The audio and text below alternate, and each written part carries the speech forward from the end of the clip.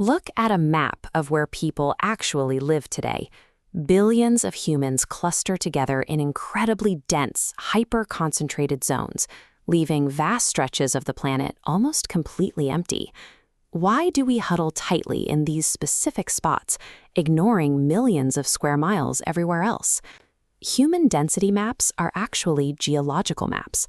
Where we build our cities, how we fight our wars, and what we grow to eat were decided eons ago by Earth's major landforms.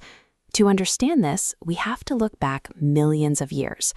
Our planet is an active, violent engine.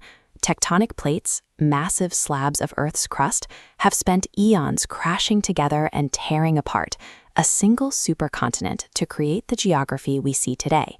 Human history is a map of the aftermath.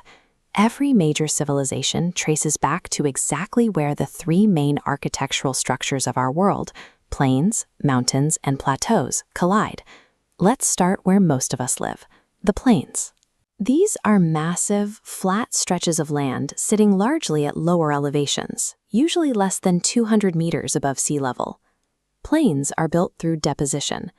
High above, rivers cut through solid rock, carrying away millions of tons of sediment, slowly depositing it as the water flattens out.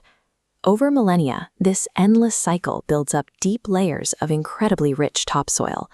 You get perfect, flat agricultural land sitting right next to a constant water source. It is exactly here that the first great empires appeared. Look at the ruins of the Indus Valley or ancient Mesopotamia. Their builders didn't have to fight the terrain. The flat earth allowed them to lay out grid-like streets and massive brick structures with ease. We still follow this exact geologic blueprint today. From above, you can clearly see the divide, a narrow strip of fertile green river valley cutting right through a hostile desert. We push urban expansion into these green zones because they offer zero physical resistance. Plains remove the physical friction of survival. When flat, fertile land provides enough food to sustain massive populations effortlessly, those people are free to invent, organize, and expand. But those life-giving rivers don't materialize out of nowhere. To find their source, you have to trace the water up to the Earth's natural water towers, the mountains. Mountains are the physical scars of tectonic movement. When crustal plates slam together head-on, immense pressure forces the land to buckle upward, forming massive peaks. Geologists call these fold mountains.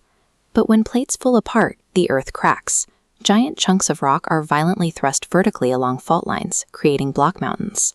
Once thrust high into the atmosphere, these towering rock walls act as meteorological traps. They catch passing weather systems,